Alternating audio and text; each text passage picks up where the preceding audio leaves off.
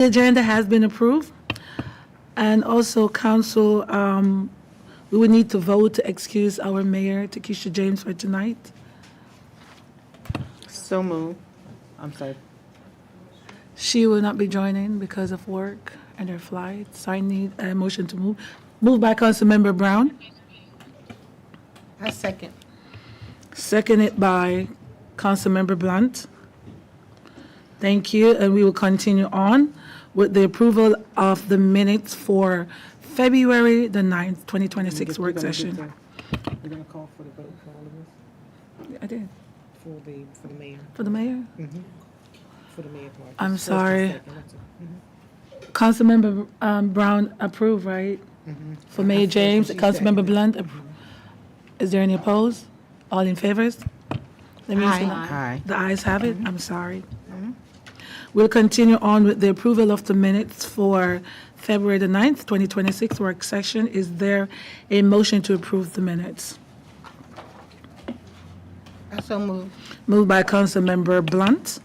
Is there a second? Second. Second by Councilmember McBride. Are there any comments, corrections, or feedback on the minutes? Hearing none, I'll call for the votes. All in favor, let me hear by say by aye. Aye. Aye. The ayes have it. I'm sorry, is there any nays? The ayes have it. Moving too fast. Thank you. The minutes are approved. And we will move to our next item on the agenda. But before I do that, I just want to talk about our big day today. We're going to talk about our big day today. So today is a great day here in the town of Bladensburg. We had a press conference today. We announced a major investment in our youth violence prevention in the town here of Bladensburg. And we just want to say again, thank you to the leadership, federal partners, Senator Chris Van Hollen and Senator Angela also Brooks and Congressman Glenn Ivey. They were here today. We appreciate it. They gave us $450,000 in congressional discretionary funding to support gun violence and juvenile diversion program here, and we so appreciative of it. I know the chief is going to, the acting chief is going to talk about it a little later. Council, do you have any comment? Can you see how 450 right there? Can you put the camera right there? Okay. We're very excited about it, yeah. It was a great day today. It was a great day here in Bladensburg, yes. Councilman Blunt, do you have anything or? Oh, no. Okay, thank you. So just to be clear, this funding will launch like two initiative, community-based programs for youth at risk. One is the boxing basement mentorship program that promotes discipline, confidence, and personal growth. And the second program is educational gaming and technology engagement program designed to build skill and strengthen positive relationships between youth and the law enforcement. And as I said, I know our acting chief is going to tell us a little bit more about it later in his report. Thank you. We'll move on to the agenda. Financial business. Action item A. Over to you, Tom. Hi, good evening, Mayor and Council. Tonight, we're going to do a quick presentation of the audit because we previously provided Council with an update on the audit. Nothing has changed at our March 2nd meeting. Is it? March 2nd meeting during the financial session. The one thing I wanted to Mr. Tonelli will give you some highlights of it, but the only thing I just have to say is I want to thank Mr. Tonelli for all his hard work on getting this completed. It was an arduous process this year, and we will finally be closing out ARPA in fiscal year 26. This is the fiscal year 2025 budget, and we'll ask for your approval of it in the second session. Thank you.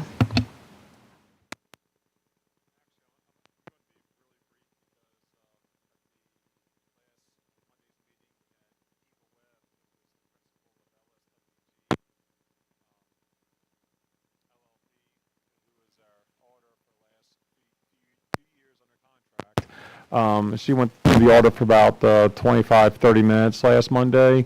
And the main thing I like to highlight is the opinion letter, is what I call. And it says, in our opinion, the financial statements referred to above present fairly in all material respects to the respective financial position of the Town of Bladensburg, Maryland, as of June 30, 2025, with respective changes in financial position in accordance with accounting principles generally accepted in the United States of America. I could go through it, but I think, we couldn't approve it at the last Monday's meeting. Well, we could have, but we normally don't do business until the actual town council meetings. So I have this on the work session, and it's going to be again on the council agenda at the 7 o'clock meeting for your approval. I don't know if you had a chance to go through it again since then, if you have any questions. I know we have a big agenda, kind of walk through it pretty quick, but folks can flip back through the March 2nd meeting last week to see a detailed report from our auditor and questions and answers about the audit. Thank you, Ms. DeVita. Council, do you have any comments or any concerns? No? Well, let me say, so, Mr. Vito, just kind of, because as a matter of fact, when we had when the auditor, when she was here, yeah, she was very thorough, went through the whole packet and, Yeah. and everything. But were there any, like, additional, one or two highlights or something that we need to point out that she mentioned to us, that you would think would be? The biggest Fruitful. highlight was a pension liability increase for us. We had a liability last fiscal year of just over $400,000 in pension liabilities. And these pension liabilities are based on actuarial assumptions, assuming that everybody in the town would retire at a certain point. The town will have to pay its share of the pension plan that we participate in with the Maryland State Retirement System. That jumped $1 million. That liability jumped $1 million from just over $400,000 to over $1.4 million. And then there's an expense against that to realize a current portion of another $500,000. So that was the biggest shock with the audit, is because of the actuarial assumptions, and there's also losses in the pension plan, and all the participating governments in the pension plan. I think we have like 1/100th of the liability or something. It's in a note F or G, I believe. So all those, because of the new accounting rules, all the participating government entities all report a little bit of that liability, their shared liability on their financials instead of being fully carried on the state financials. So it's just passed down to us. Now, this is based on their losses and market adjustments. It could be offset next year with, it could go swing the other way next year, but the way it's going right now, I really doubt it. Just because we have a growing employee base, growing earnings, and the more people are vested into the pension plan, the greater your liability. So that was the biggest eye opener, and that took a chunk out of our fund balance because of that correction. So, and that was the major takeaway there for me. Isn't the only other one that I think would be notable, Councilwoman, for full transparency, was that last year we did not realize some income in regards to automated speed enforcement that caused us to have a $1.2 approximately $1 million loss over the fiscal year. So that is a significant, but it's not a finding. It's just it happened, and that was because the red light cameras did not get installed, and we had some issues with our speed cameras from the standpoint that they were just not performing at the level that we thought they would last year. And, under the guidance of our, of our police department at that particular time, we had that estimate in there, and we ended up making some corrections throughout the year, and we actually didn't come off as badly because we stopped spending mid-year on some areas and corrected it so that it wouldn't be, to mitigate those issues. So the audit reflects both that mitigation and the loss. So hopefully that will provide some additional context. yeah, and people started driving more responsibly, you know, in which is what we want, you know, to happen. Now, within this report, any opera, or should I say that word, or should I wait until later on? I mean, we have still The the impact. $500,000 that was yet to be spent in ARPA, so we still we were under the guidelines of ARPA. The one thing is that in fiscal year '26, we will finally complete ARPA, so we will not have to pay for the additional audit. So the reason why we were, Okay. we were raising for joy today is that finally those last $500,000 will be spent in '26 and not carrying over to '27. Okay. Because you pay more every year for the additional audit of the federal funds. So Okay. that's the reason why we were excited, because this is the last fiscal year '26 will hopefully be the last year that we will have to report the ARPA dollars. It is, because we were withholding $500,000 for the flood mitigation plan, and Right. that just, and we've been asking the county to go ahead and invoice us for it, and they just did. And our ARPA reporting is based on expenditures as of the end of March 31st. So it makes it in this reporting year. So we'll be closed out, and I'll do a final report, because it's nice to have those funds off the books. You know, it's just, I just feel like there's exposure, you know, even though I know they're already guaranteed, we have the funds, I just worry about, will there be a clawback if you don't show the funds being spent, even though we show them allocated? Right. Because we had to give a contract and everything to show that the funds will be spent based on the contract and everything. But still, it's nice to have it closed and off the books. Right, yeah, yeah. So, but, and also in the audit, there's like 300 and some $1,000 of expenditures for the bond bills that we still have revenues to capture from them. They were realized as revenues in the financials offsetting, but because it wasn't actually billed to the state, even though we have a contract, the auditor said it can't be included in last fiscal year, it has to be included in this fiscal year. So that just shifted those revenues from last fiscal year over this fiscal year. So timing differences, you know, as of that June 30th, Right. you know, it's got to hit the peaks instead of the valleys. So it's unfortunately that's what happened on this year's audit. Okay. Thank you, Mr. Tonelli, appreciate that, thanks. Thank you. And Mrs. Bailey Hirschberg. Thank you, Councilmember Brown. Councilmember McBride or Councilmember Blunt? Do you have any questions, concerns? Okay. Mr. Vito, thank you so much for the hard work, and Michelle, that you guys have put in. But thank you for such a clean audit as well. Thank you so much. Okay, next on the agenda, we'll move to information memo. B, back over to you. So this is Mr. Tonelli up again. So this is his, is the budget presentation, I believe that they put last month's, that she attached, Updated. the update. Oh, you updated. Do you want to show it? Do you want to? You want to show your slides? You want to show the budget? We can do I think we just show the budget, because we're going to do, we have, I want to give the Port Town sector plan Emily some time today, because I know that she's going to make it, so I'll let you do yours. Okay, let me go ahead and, Mr. Tonelli. let me go ahead and share the gonna share. screen.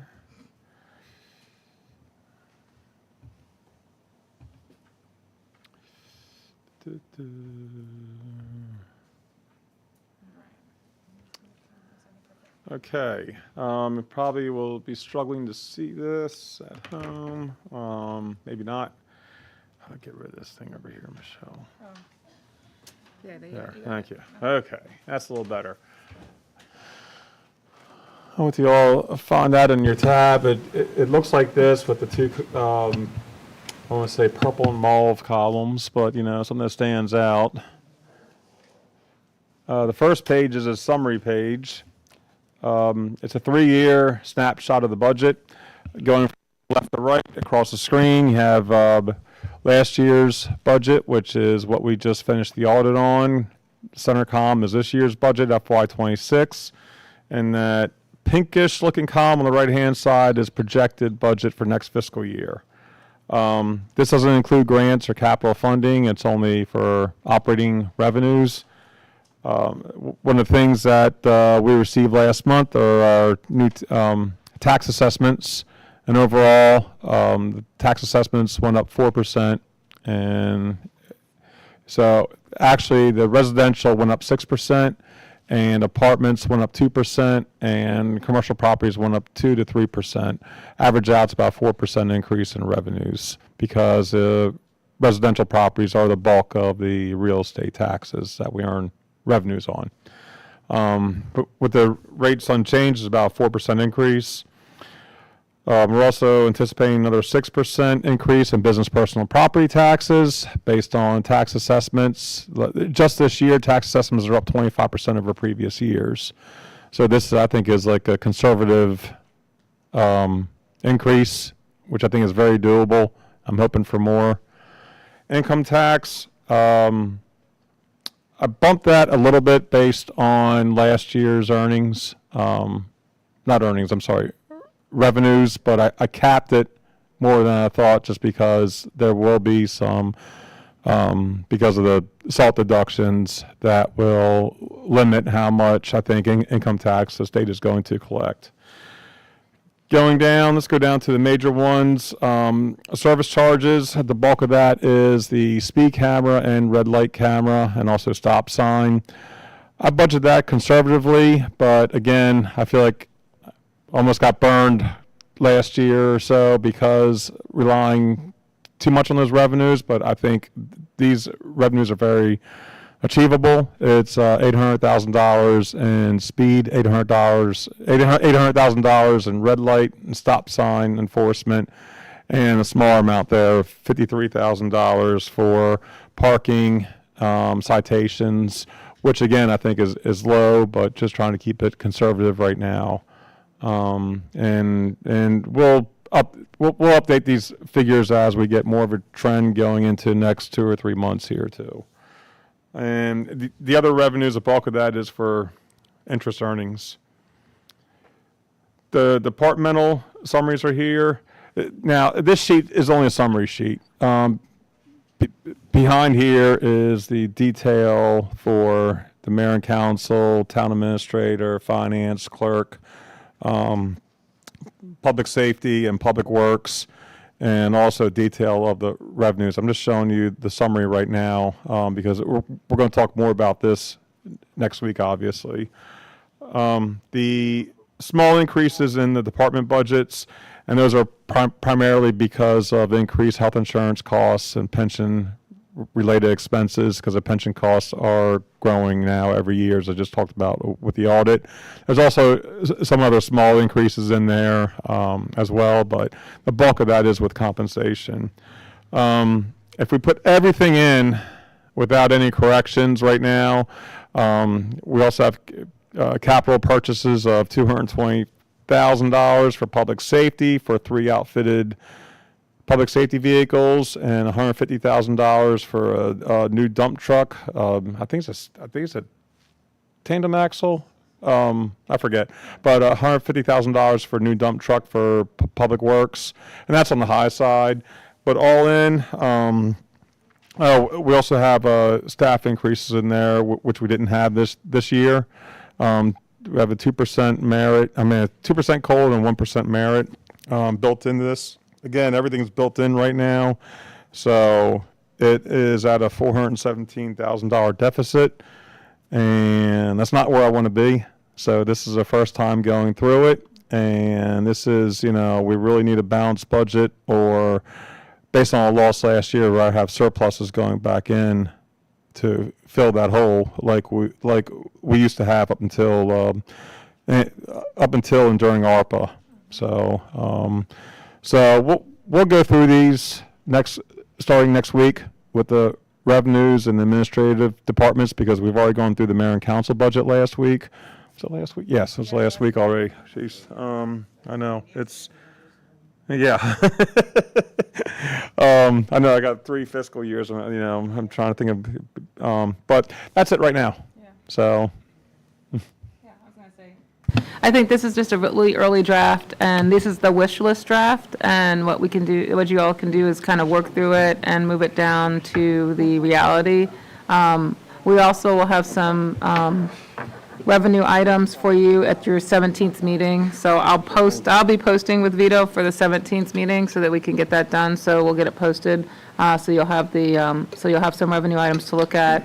And then, as my successor comes in, we'll be sharing ideas on some revenue issues, and then also on possible, just right sizing. But you asked us to first get what everybody wanted and to put it together. And some of these items are really achievable because they're one-time costs, and others have escalating ramifications, like COLAs and merits has an escalating cost. So. Thank you, Mr. Vito. Thank you, Michelle. Council, do you have any questions? Michelle, I know that we had talked about, we had gotten another grant where we can do more programming. Where's that on here? So all the grants are not in the budget, because the grant's an easy in, is an in and out. So we don't have all the grants programmed in, because in some ways it inflates the overall budget issues that you're looking at right now. So you'll have probably close to a 12 to 14, $13 million budget when it all's said and done with all your grant funding. It's just that we don't put it in at this early stage. Mr. Canali, did I? That's correct. I mean, Did I capture? yeah, that's exactly it, because right now, this is just the operating funds. And with the grants, it gets confusing too, because they overlap sometimes several fiscal years. So if I put them all in, and sometimes it only like a third of that happens, it looks like a big deficit there. Yeah. So I try to keep these off until more towards the end of the budget cycle.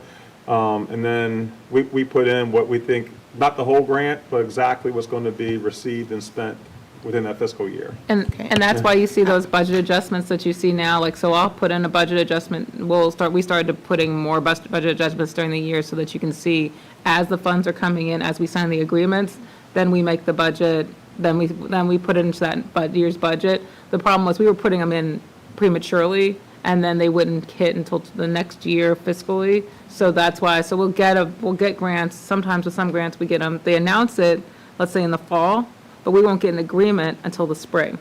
So there was no And not way spend that. it Until the next fiscal. Yeah, yeah. So Right, that's what and made so it go that's, over, so that's how that timing is really critical.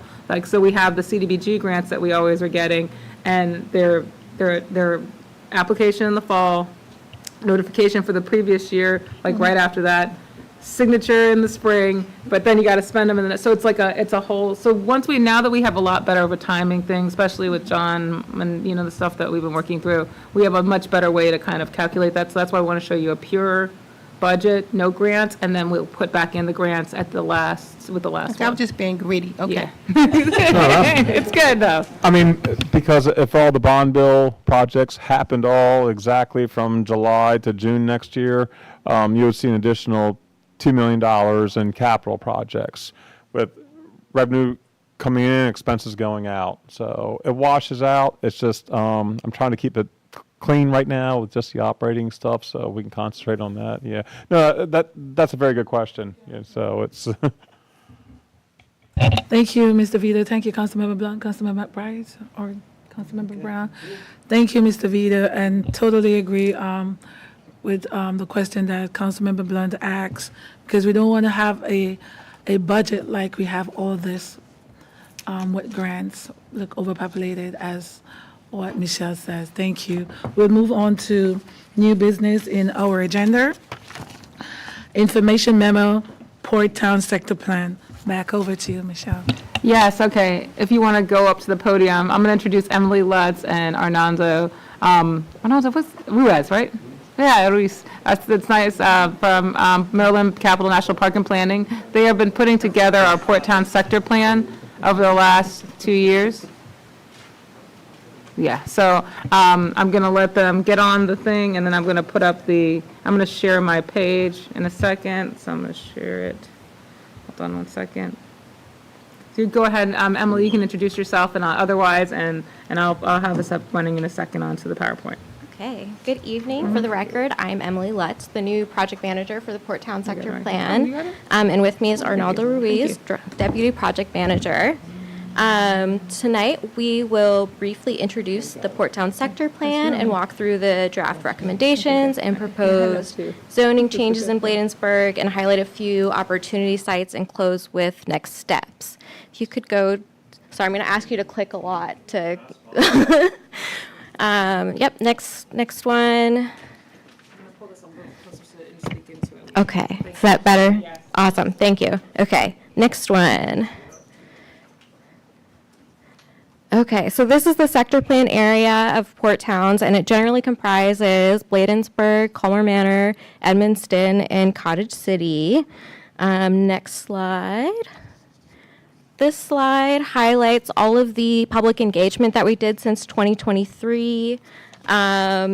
It was a really robust public participation process that directly shaped the plan's themes, policies, and recommendations. Next slide. These are the themes that came out of our public engagement process: designing complete streets, experiencing a small town, creating a sense of place, promoting affordable housing and aging in place, investing in youth, creating mixed-use areas, and encouraging healthy food and a healthy environment. Next one, and then next. I'm not going to go over the whole vision. This is the same one as the last open house that we had, but the themes that I just talked about are highlighted in bold. The vision aspires to shape a unified future by creating mixed-use hubs along multimodal corridors that honors and builds upon a rich and storied past. Next slide. So Plan 2035, the county's general plan, designates Port Towns as a neighborhood center, but it doesn't delineate the boundary of that center. So part of this plan update was delineating that center boundary. And we did this by through extensive public input, where we created activities and questions to better understand existing gathering places for the community that already may be functioning as a local center. During this time, we also had an ongoing market analysis and zoning analysis to help identify feasibility for redevelopment.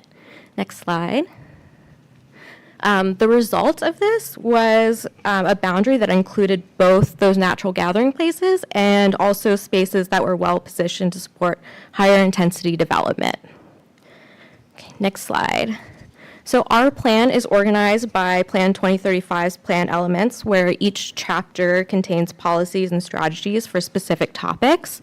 Plan 2035 does not explicitly designate placemaking as an element, but we decided to include it. And this inclusion underscores its significance to the community and its critical role in advancing the overarching community vision. Next slide. So for land use, the team heard that the community would like to see new mixed-use development, the desire to reimagine industrial areas and have more green spaces.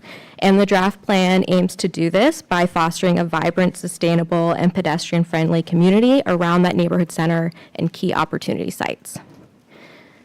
For economic prosperity, the team heard that it was important to create more economic opportunities for all, see new businesses, and to become a green industry innovator. The draft plan aims to fortify its centralized commercial hubs by celebrating its cultural heritage and channeling innovation through revitalized industrial spaces. For housing in neighborhoods, the team heard concerns about wishing to remain in the community and that housing is not affordable. The draft plan recommends offering an inclusive range of housing options that prioritizes affordability and protection for current and future residents. So the future land use map shown here is one way that the draft plan makes recommendations to implement what we heard. It suggests key locations for commercial hubs and mixed-use maker spaces and places higher density residential near these hubs. For Bladensburg, the future land use map shows mixed-use opportunities along major corridors and focuses on adding additional housing surrounding these hubs to help connect residents to these amenities and services while also reducing auto dependency.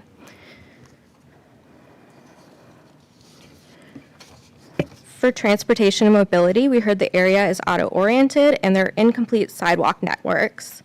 The draft plan proposes to enhance the existing network to reduce dependence on motor vehicles, to support mobility and improve access to destinations and services. For healthy communities, we heard that there's a lack of healthcare services, the need for more health services, and difficulty accessing affordable and healthy food options. So this element makes recommendations to expand access to healthcare, healthy food, and open spaces. Multimodal transportation is an important tool to help implement these recommendations. The proposed master plan of transportation facilities includes pedestrian, bicycle, and road design standards to enhance that multimodality and reduce traffic-related stress. And this is just one example of how the plan aims to provide more access to important services. For Bladensburg, street recommendations were prioritized to create safe routes to school and along major corridors that connect residents to surrounding services. For natural environment, we heard it was important to plan for climate change, and there's also a flooding concern, and to improve the overall health of the environment. The draft plan focuses on advancing stormwater management, restoring the area's greenways and blueways, and expanding tree canopy coverage. So the draft plan discusses stormwater management projects as one way to help meet these recommendations, and in general carries over the recommendations of the Port Towns Walkable Watershed Plan. In Bladensburg, the draft plan suggests daylighting and naturalizing streams to create an interconnected greenway-blueway corridor for habitat, additional tree canopy, and more natural stormwater management solutions. It also proposes green infrastructure landscape strips along major corridors to help create a unified identity throughout the plan area.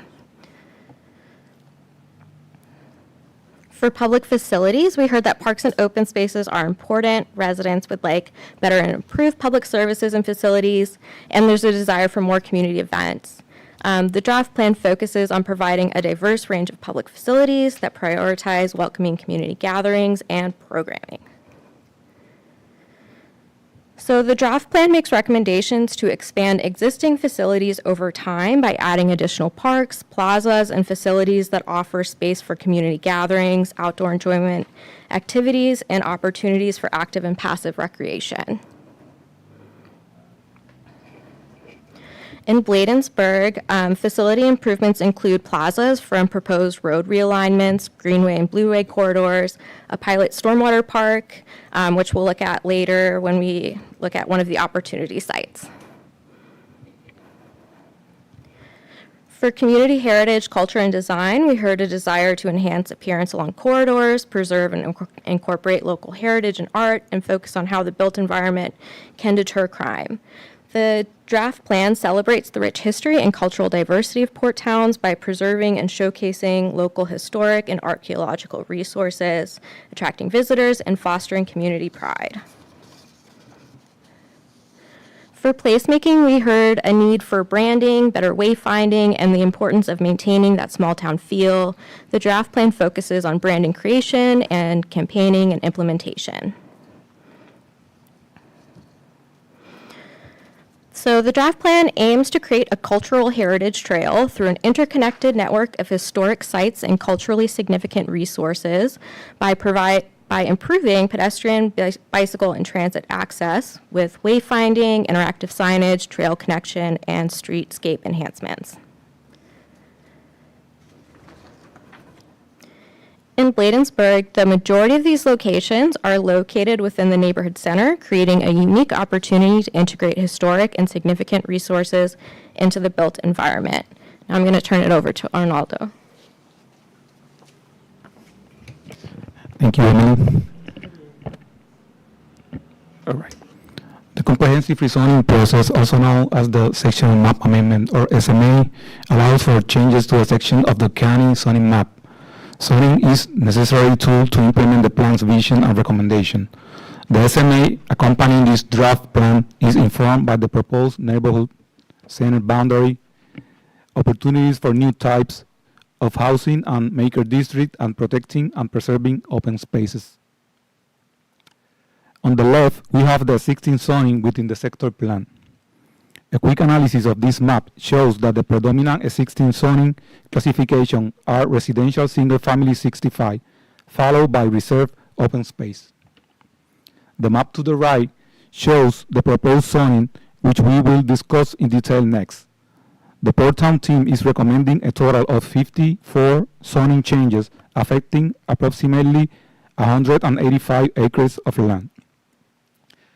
For this presentation, we are going to focus specifically on just the zoning changes within the town of Bladensburg.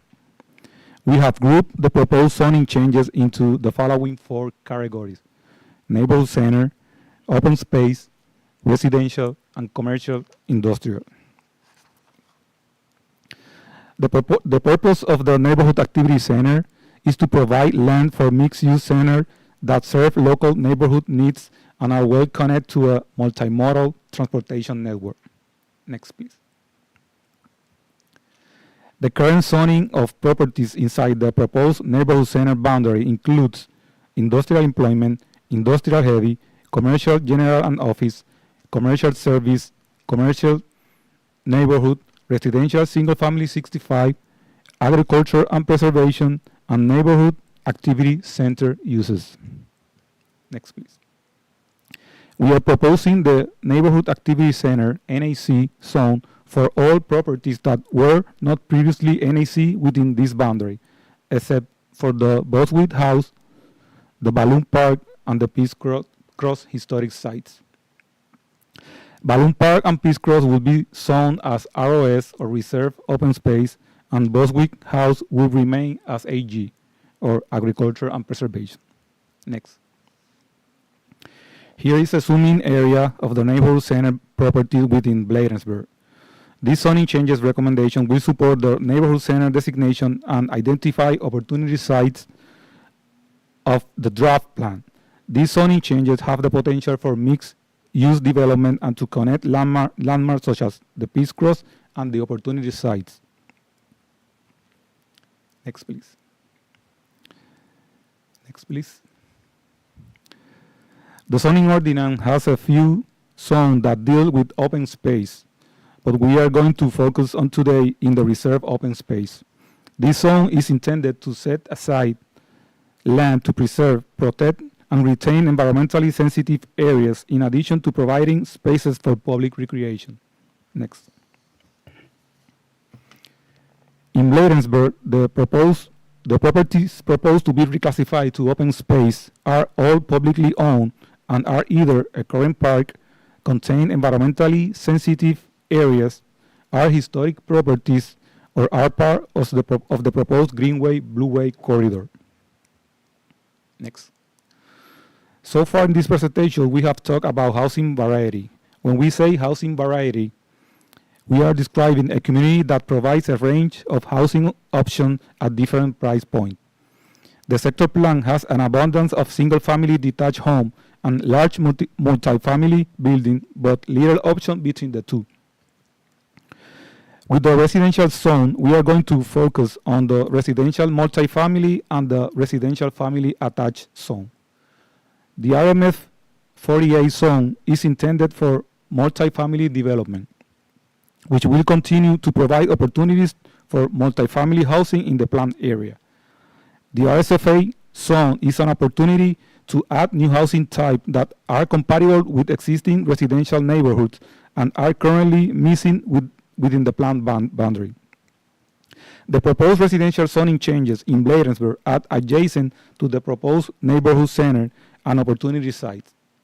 Zoning change 44 is currently a school, but if the school were to ever relocate long-term, this large property offers an opportunity to add a significant amount of housing near bus routes and amenities. Zoning change 38 to 41 are currently zoned as residential, single-family detached, which does not allow for a variety of housing types. To accommodate the opportunity for additional housing choices requires a zone change. We are proposing RSFA because this zone allows for single-family detached.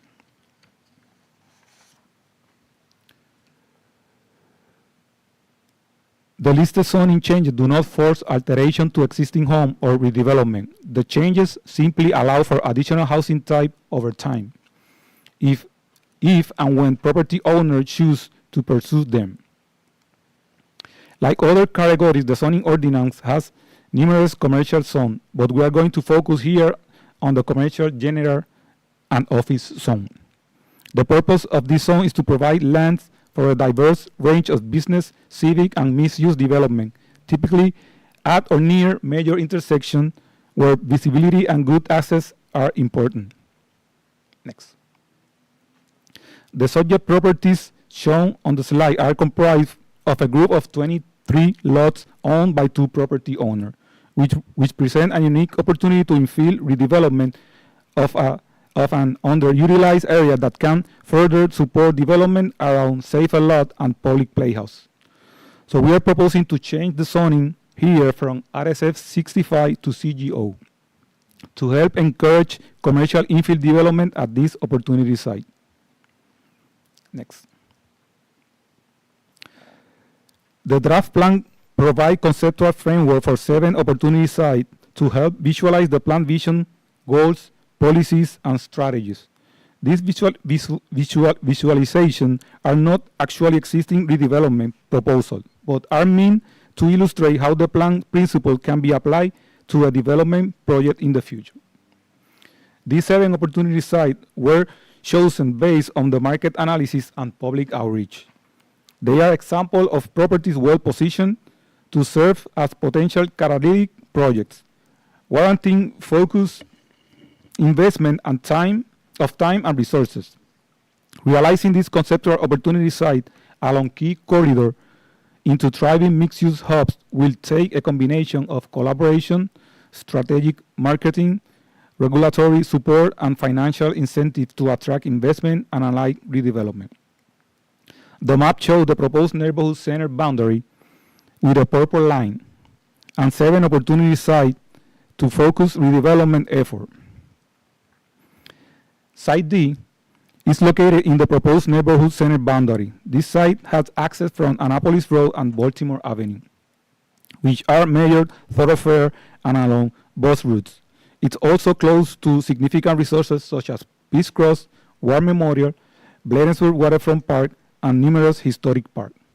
This concept built from the desire of the community to revitalize this area by transforming underutilized industrial land into a thriving, resilient, mixed-use district designed as a sponge city that captures, manages, and recycles stormwater while reclaiming and repurposing land around Peace Cross. It shows a mixed-use development with commercial on the ground floor along Annapolis Road and residential above. The concept plan also showed development scaling down in height and intensity from 5-story to 2 stories toward industrial properties to the north. An important feature that is a recurring theme throughout the draft plan is daylighting and naturalizing streams. It was important for the team to acknowledge the flooding concern from residents while also showcasing opportunities for developing in harmony with nature and using more natural stormwater management system as a potential solution. Site F has access from Annapolis Road and Landover Road, which are again major thoroughfare and along bus routes. This site is unique because it acts as a gateway into Port Town with the historic public playhouse as a landmark and anchor. This concept looks to create a dynamic eastern gateway into Port Town, surrounding public playhouse by leveraging its cultural significance to create a vibrant, pedestrian-friendly, and mixed-use destination.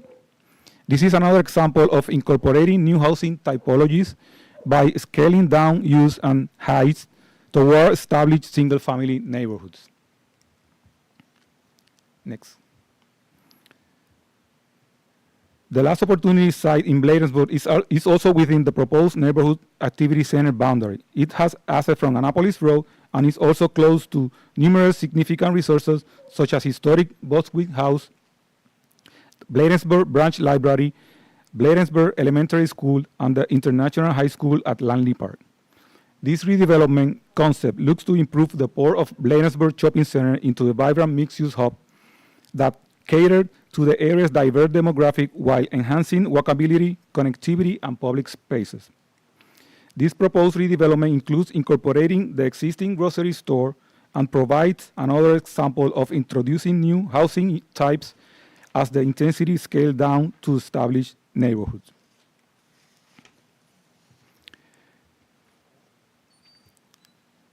Effective implementation of this sector plan requires time and collaborating among stakeholder, government, private sector, nonprofits, property owner, and residents. The plan features a framework with a timeline, key partnership, funding sources, and an action step for the next 20 years.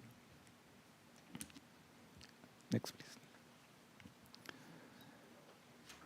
The legislative process is underway, with a joint public hearing scheduled for May 11, 2026.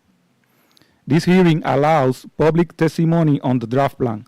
Staff will review testimony and present recommendation to the planning board, followed by district council consideration in fall 2026. Between now and the joint public hearing, you can continue reviewing the draft sector plan and prepare testimony. There are two ways to provide testimony, either in person at the joint public hearing, or you can provide written testimony within the comment period, which typically ends 15 days after the hearing date. Information regarding how to submit testimony is located in our webpage. I think that's it for us. We are happy to answer any initial questions you will have. Thank you for your time. To add, this was a very long, I'm sorry.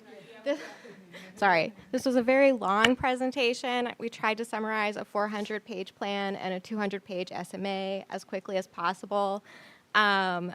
The presentation itself, I like to think of it as an executive summary of both of those documents, solely highlighting main policy ideas and what it means for Bladensburg. So as we continue through this process and you have time to digest it, I would suggest going through it, which will really act as that highlight of things to pay attention to between now and the joint public hearing. Thank you so much. Thank you for that update. Thank you for the presentation. I was looking at the page with the schools and all that layout. It looks great. But thank you so much for the work that you guys are doing in continuing to do the development of the sector plan, the developing of the sector plan. Not only that, thank you for even outlining the zoning changes within the port town, because, you know, a lot of people's going to have questions on that. So thank you so much. Council, do you have any questions or concerns about the plan? Yes, that's fair. We also, we have copies of the plan and the SMA to hand out to you. So in addition to the PowerPoint, you'll have a physical copy, and we're here to answer questions, as I'm sure after digesting it and kind of thinking about this, you will have a lot of questions, and we're here to continue that dialogue. Thank you so much. At least we can see the vision is coming together. So thank you so much. Michelle? Mayor Pro Tem Council, I just wanted to thank Emily and Arnaldo for their work through the last 2.5 years that I've been here. I think as I started, we went on the first tours for the SMA, and they've been wonderful to work with. A lot of the managers, we've been on the steering committee and working through this, and you guys have been great, and the consultants. I'm blown away by, one, the recommendations that you made in the last portion. I had a copy, you guys gave me a copy a little bit earlier, and I went through it, and I'm excited about all the things that you have there. It's going to be a great piece for the town, for marketing, and for basically talking to developers. You can really literally point at places now that can be developed, and the descriptions and everything that you guys put in there are beautiful from the standpoint that it was done really well. So I know that we bugged you a lot, and I know that I probably bugged you about the commercial things, and I'm so happy to see them in here. I'm really proud of the job that you all did, so thank you again. Okay, thank you. Thank you so much. Thank you. It is. Thank you, tell Josephine, thank you. She's moved on and upwards, but Josephine was a wonderful project manager too as well in this, so thank you. Thank you. Thank you, Emily, and thank you, is it Arnaldo? Thank you so much. It is helpful, and it is very helpful to see that it's all coming together. All right, we'll move on to the agenda. Thank you. On to new business. Okay, thank you. We're ready. Over to you. We have a presentation from our legislative analyst. So I have Kelly Bethfa. I wrote down your name, and I can't read my own handwriting, Kelly. I'm so sorry. But Kelly is with Ellie and Perez, and she actually put together this report, and I'm going to give her full credit for it because she did a good job on it. It was like, wow, this is so good, the way this has been done. So Kelly, you're a great addition. How long have you been with Ellie and Perez? Since December, December.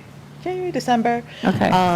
Fun fact, I left a position at the City of District Heights as their Director of Communications. I met with Tony and team consistently as a result of that job. So when I moved on to greener pastures, they kind of picked me up. So that is how we found each other. Great. District Heights loss is LA Perez's gain. So here we go. So what Kelly's here is going to give you guys a brief update on the legislative session, kind of tell you the bills to watch for. And we asked LA Perez to sort of do this every once in a while. And Kelly, it's your show.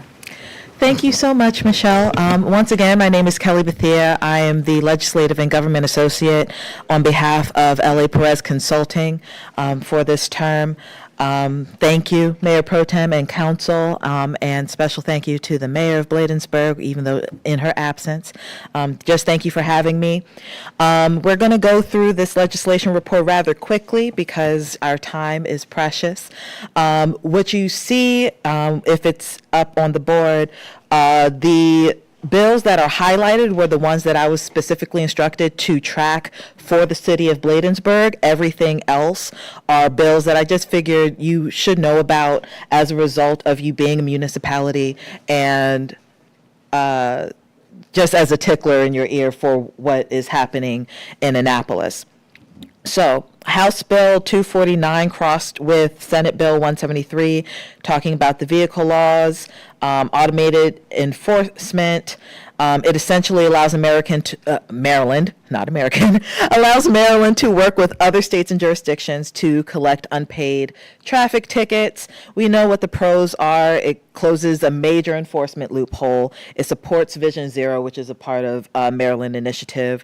Cons, it does prioritize ticket collection over safety. It can serve as an administrative burden. We're not worried about that much. So it is looking good to pass, but that is something that was on your radar. Next bill, House Bill 548 crossed with Senate Bill 325. The Maryland Housing Certainty Act. It essentially locks in the rules for housing projects earlier in the approval process. It does increase regulatory certainty. It does align with Maryland's neighbor states in terms of administrative laws such as this. But it does limit local flexibility, and it does put a fiscal strain on municipalities. There are also climate and public safety concerns. I do have a fuller report if you want like more analysis regarding these bills, but this is just for presentation purposes. House Bill 1522 crossed with Senate Bill 921. This is the traffic control signal monitoring bill, and it basically redefines the owner or what is defined as the owner of a vehicle so that rental companies can be held responsible as well as leasing companies, short-term lessees, etc. Under the current law, these entities aren't liable. So what this will do is it helps improve accountability, and it increases safety revenue without raising taxes, and it closes logistical loopholes. So those are the bills that the city of Bladensburg specifically wanted tracked. Some things just to put on your radar. The Out-of-State Driver Accountability Act, that is House Bill 210, crossed with Senate Bill 965. It requires counties and municipalities that already use traffic enforcement cameras to submit a quarterly report to the state's Vision Zero coordinator.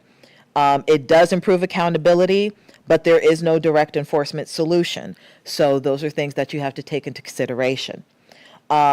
The Starter and Silver Homes Act of 2026, that is House Bill 239, crossed with Senate Bill 36.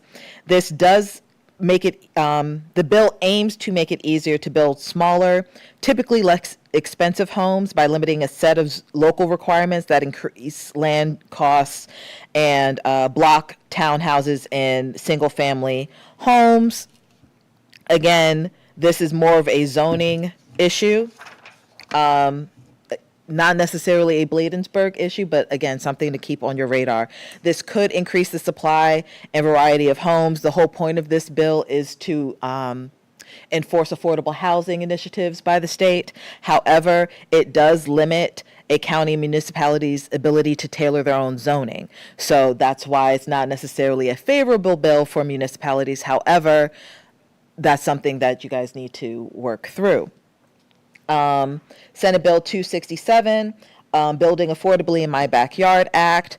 It's a multi-part housing bill trying to increase housing supply, specifically affordable housing, setting statewide housing production targets, creating more certainty and speed in development approvals, etc. This does increase housing accountability, but again, administrative burden on municipalities. House Bill 353, we're talking about termination of gas electric service to multifamily dwelling units. It requires utilities to notify elected officials before terminating service for non-payment. It is a greater burden on utilities, but it does increase transparency and early intervention. House Bill 368, which is the County Supplemental Homeowner Property Tax Credit Act. It supplements state homeowner tax credits for seniors. It does relieve fixed income seniors. However, county funds, there's no state reimbursement, expansion costs, etc. And wrapping up, we have House Bill 415, allowing certain grocery stores inside the Beltway to obtain Class A beer or beer and wine licenses. This has been one of a lot of talk. Again, not something that Bladensburg necessarily asked us to track, but I have noticed across our clients the potential angst out of residents regarding this bill. So again, just keeping it on your radar. And then finally, the crosswalk monitoring systems authorization, allowing Prince George's County to use automated crosswalk cameras in school zones, but only if the county council passes a law approving it. The cameras would ticket drivers who fail to stop for pedestrians in a crosswalk as already required under law. The cons, a possible expansion of automated enforcement, but the pedestrian safety in school zones is paramount to that. And the $40 fine is less punitive than other fines on the books. So all of that is for your consideration. I'm here to take questions. That concludes my report. Thank you so much. Council, do you have a question? Any questions? Councilmember Brown? Go ahead. I mean, no direct questions, but just the concerns. There were a few bills that you mentioned that would negatively impact the municipalities, so that's always a concern. Sure. So there are some bills that I listed that MML is also tracking, as well as other municipality-friendly groups that are consistently in Annapolis, and I've been in talks with them. Tony's been in talks with them. Anything that could possibly guaranteed passed for this session, you will be the first to know. Yeah, we've been working with Jonathan and Tony on not only this, we did a letter about the Silver Homes, the one that you saw there, in regards to the zoning authority. Even though we don't have zoning authority at this point, we did do a letter of support on the ML position. We also did a letter of support. We've actually did a letter of support on, what was the other one, Vito? But we also followed up on the annexation legislation that's out there, and they're watching it. It looks like it's kind of stuck in committee and not going anywhere, but limiting the annexation ability for municipalities. So there's stuff that we are looking at, but at this point, a lot of them don't look to be moving anyplace. So the reason why we haven't brought, those are not on there, is that we've kind of done some early interventions and talked to a couple people about it with our legislative team, and tried to put these together. But this is a really nice set, to be honest with you, of ones that I haven't really thought about, like the Class A's and things like that, because that does have an issue. As far as, supermarkets have been wanting a Class A's for a long time, Class A liquor licenses, to be able to sell beer and wine like they do in other states. Yeah, just to expound on the Class A bill, I was at the first hearing for the Prince George's County delegation a couple months ago. I believe it was December, right before session started, and it was very clear that many constituents were concerned about that bill. So in the event that, someone comes to your town hall to complain or protest about that bill, I just wanted it on your radar for you to know, for your situational awareness. Thank you. Any more questions? Thank you so much. Thank you so much. Thank you for all the updates and these great bills. Thank you. We'll move on the agenda. Item number C, information memo, draft resolution 11-2026. Over to you. Thank you, Mayor Council. So this is just the informational memo that with the red lines that you all asked for. I've talked to our town attorney about it. She will draft the final version for you, but I've kind of put it together so that once you all make a decision on the changes that we talked about in the last meeting, you can communicate them to me, communicate them to her, and so it's wrapped up in a package that resolution, you'll pass it by resolution, the acceptance of it, and it'll be attached. So it's just information today because the resolution's been drafted. She's going to take one more look at it for legal sufficiency, and if there's any other items that you want to add to the rules of procedure, they can be added. Thank you, Michelle. Any questions? Go ahead, Councilmember. Yeah, well, we're not doing anything on this tonight, right? Because I'm not fully understanding this whole process, because when it says save time by consolidating approval of routine matters, I just don't want it, like, things to be put in there like, okay, well, that was in that draft you all signed or whatever. So I kind of want to know, like you said, when she get it together. Just to go back to the consent agenda idea, it will allow you to pull off, a consent agenda always allows a council member to pull off an item at any time, Councilwoman Blunt, so that if it's on a consent agenda, you do not have to approve it en masse. So if there's something that's and it's going to be posted exactly the same way it's posted now. So you don't get like a portion of the report, it's nothing, all the same transparency exists, it's just that you would accept an item, you accept several items at one time. And you could pull an item off, you say, hey, you know what, we didn't talk about this enough, I want to talk about it. You can pull it off and it moves to it moves right into new business. It just allows you that for things that you've gone through several times, or something that's routine, like it's an approval of a contract a grant approval that you approve the resolution to apply for it, you've approved all these different things, and it's a 2-minute conversation because there's a bunch of 2-minute ones. It allows you to do 4 2-minute things in 1 minute versus having them on your agenda, but they will still be on your agenda, they'll be listed under the consent agenda, you will still see them as full items, but they can be approved by one vote. That's the only difference in it. By a single vote, you do one, so under a consent agenda, you would say, we're approving items A through F on this consent agenda. By one vote, you'd say that you get a second and a motion, and then you would approve them all at one time. That's all. But they'd be the same, they'd be published the exact same way. So, but when you say one vote, it won't need the 3 votes, it just need one vote. So One vote. anybody can say, But you can, if you don't want, so if the council says, so that when the mayor would call for the vote, you could say, you know what, I'd like to take item C off because I have further questions on it, and you can remove item C from the consent agenda, and A, B, and D could be approved. Does that make sense? So you don't have to always approve all of them.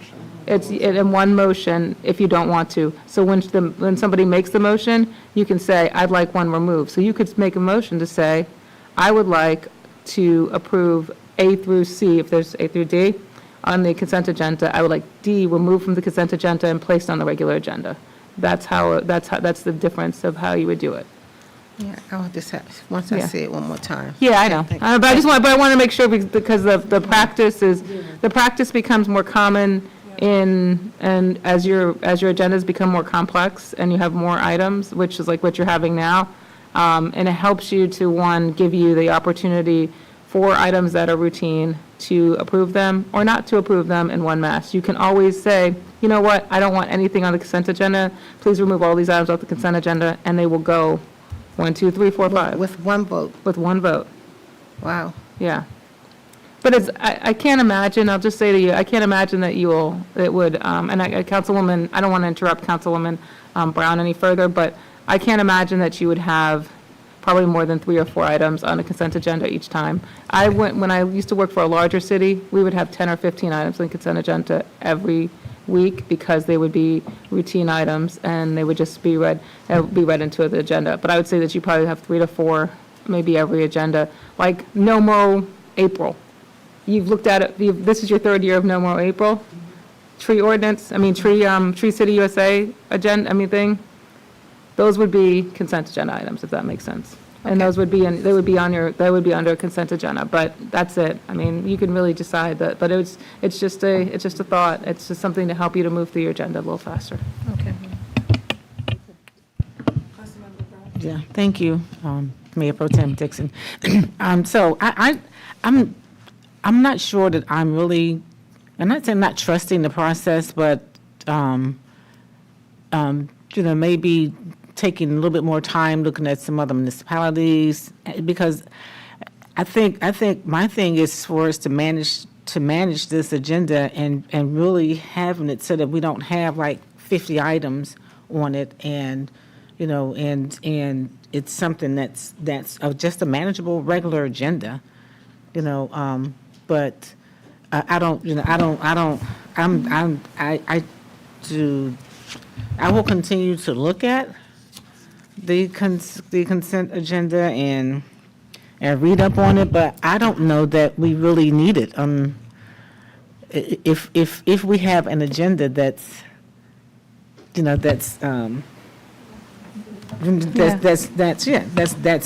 manageable, because some things that may need to be on the agenda, and then we have resolutions already completed forward with it, everything on it. So it's just, I'm not comfortable with the process right now. Maybe somewhere up the road or something, but that's my opinion, my perspective, because I don't see anything that's wrong.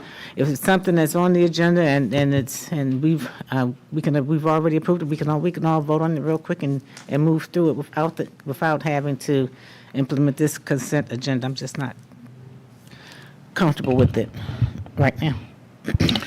Thank you, Councilmember Blunt. Thank you, Councilmember Blunt and Councilmember Brown, for your feedback on this resolution. So basically, this is for us to participate in remote meeting. And I think some municipalities started in COVID, right? They did this in COVID. Yes, and Right. so when I provided you with the those pesky informational memos, there were attached copies of other rules of procedure that had both that and in regards to the consent agenda that other municipalities were using. So it's really a matter of how you procedurally want to do it. I'm not really I'm not pushing anything anymore. But what I'll say is that the virtual issue, you don't have anything that allows you to do virtual. So the town attorney is ready to add the virtual issue to it, and if you choose to forego anything else on there, that's fine. And this will also help you too if you travel. If you travel, yeah, or you're sick. Oh, it will we help. agree. I agree with the virtual. It's the consent agenda. consent, Those are two different things, yeah. But the Right. virtual, totally agree with the virtual. That makes sense. We all have been, Okay. we've all had to use the All virtual right, so we'll component just of it. move on. Thank you. We will move on. Next, we will have the ordinance 1626 budget amendment for consulting and network infrastructure, 30K. Over to you, Michelle. Sure, Mayor and Council, this is an ordinance that would adjust the budget for FY '26 for two purchases. One, to allow the police department to have a consultant that would help with promotions. And the second is to improve our network infrastructure. We have an issue with our network over in the police annex, and I have received a quote for $9,000 that would allow us to fix it. I can approve that portion, but I want to move funding streams over to help to cover the budget for those two items. The acting chief Fishcoin is here to talk about a little bit more about his request. That's also a companion item, which is the actual contract itself. I split the two items up because one is a funding and the second one is in regards to that contract. So they both are tied. AC Fishcoin, do you want to talk about the contract?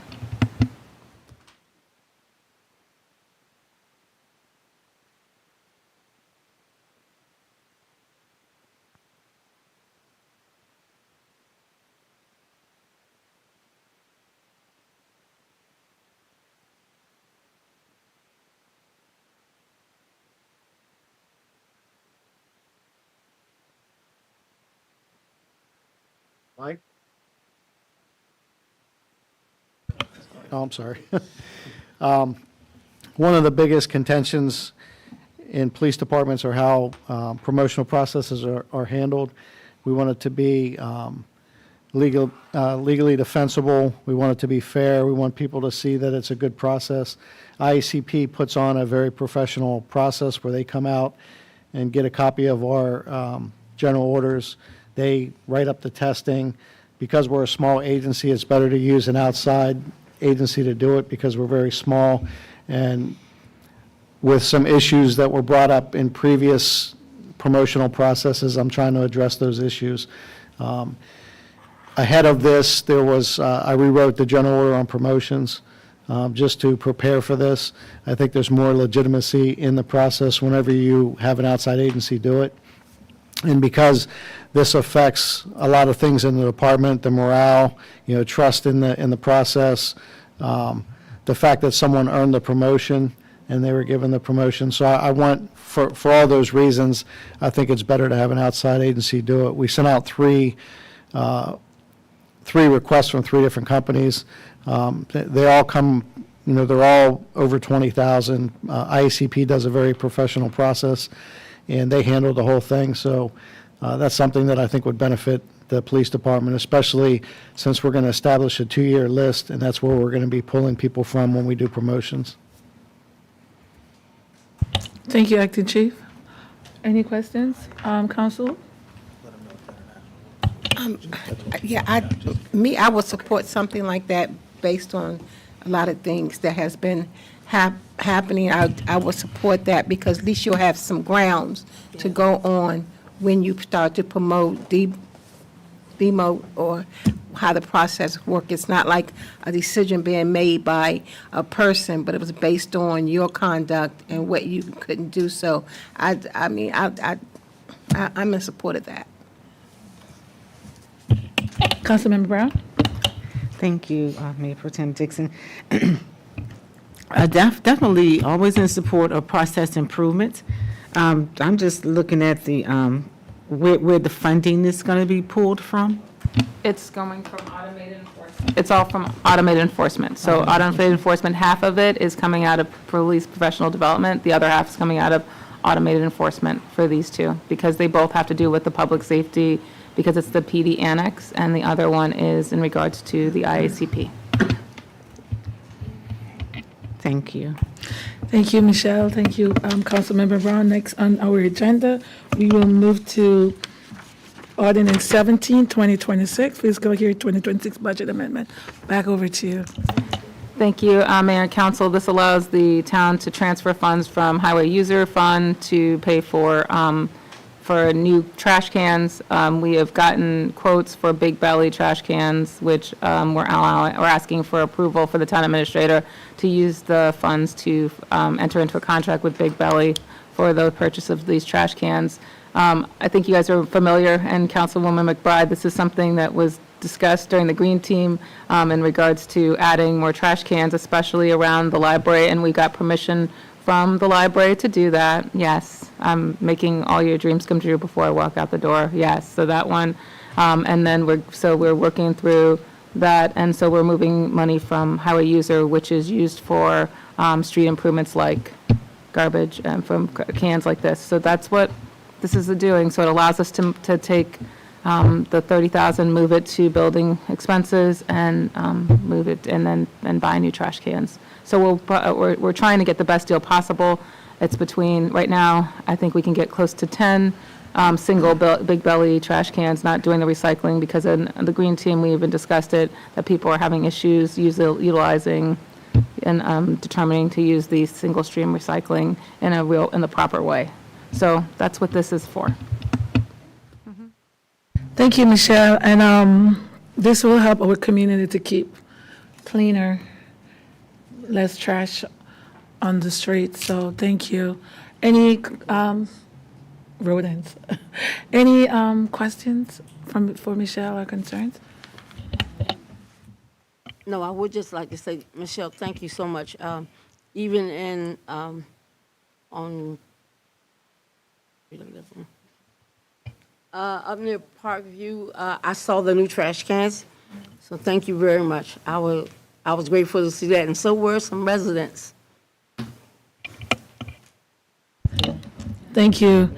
And we move on the agenda, Resolution 13, 2026, a joint resolution of intent for annexation of properties along Edmondson Road with the town of Edmondson.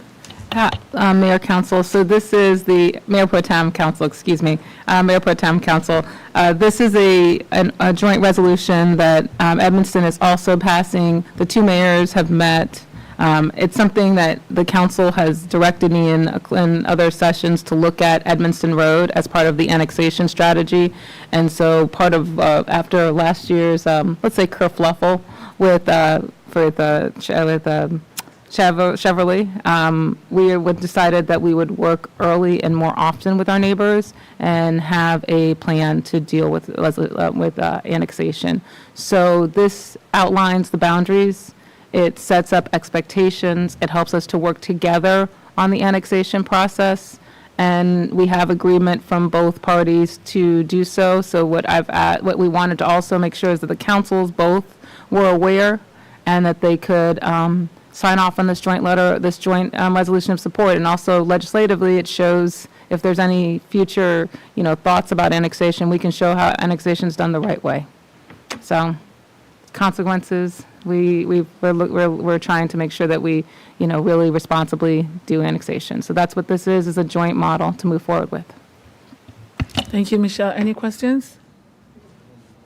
No? Okay, we will take the next item on the agenda, G, action item, approval and adoption of the strategic plan. We're actually behind time. It's now 6:10, so we're going to ask council, could we move the other items over for the next meeting next month? You mean 7 I'm sorry, 7 o'clock meeting. Yes, thank you. Okay, thank you. Okay. So do you want me to just talk about this one G, finally? yeah. Okay, so G, so this is the strategic plan closeout.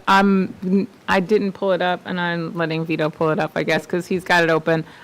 This is your strategic plan closeout. This is the town entered into their strategic planning process back in 2015, developed a plan in 2016. It was supposed to end in 2021, but something called the COVID-19 and the pandemic happened, and that kind of derailed us a bit. But the one thing that the town didn't stop doing was working towards the goals of that strategic plan. And what is attached shows the completed items, and that you all continued your your process and kept it moving. There you guys are, town council.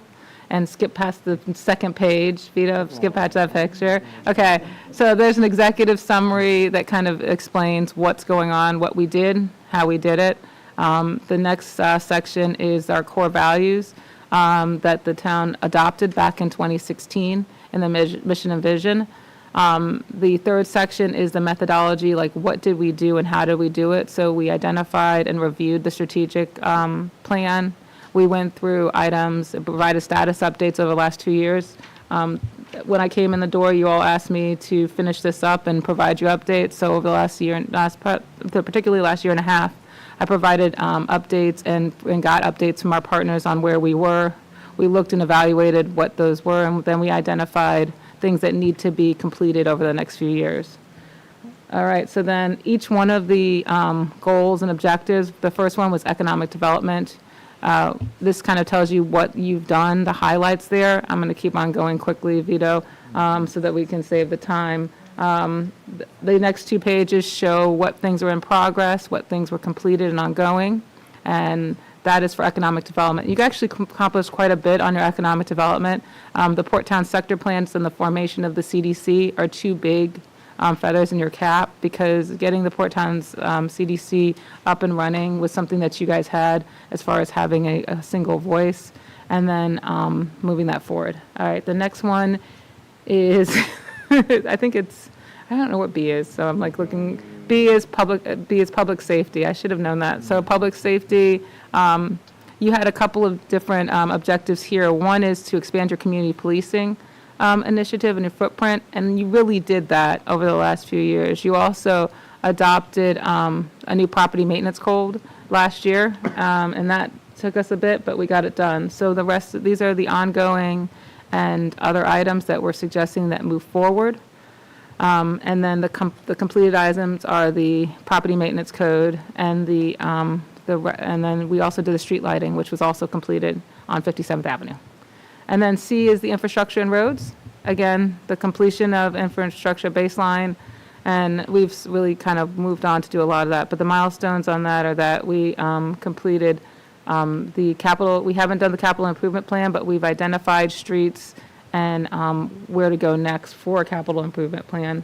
But we completed in the last one the baseline conditions, and then we also completed and advocated for the storm drain management stuff. So basically, you spent $500,000, which we talked about today, on the Quincy Channel Run, and that's a big improvement, and we've got a really good plan from that to move forward with funding. And then the last one is D, which is collaborations and partnerships. A lot of this is about economic development, and you guys hired an economic development manager and took care of a lot of that. So this is what you're doing. The next steps, and Vito will scroll down to that, are that basically after tonight, you will start a new process as far as the budget process to fund a new strategic plan where you can get back together again, work through it, determine that the need, and then begin it in the summer, and then have it done for adoption by spring of 2027, so that you can have strategic plan 2035. I would suggest a 7-year versus a 5-year, because 5 years goes too quick. So there you go. Thank you, Michelle. Thank you so much. And this concludes our 5:30 work session. See you at 7. Thank you. We got a call for the vote. This is Cornelius. We got a motion out the meeting. A motion. I so moved. Second. Moved by Councilmember Bland, second by Councilmember Brown. Thank you. All in favor?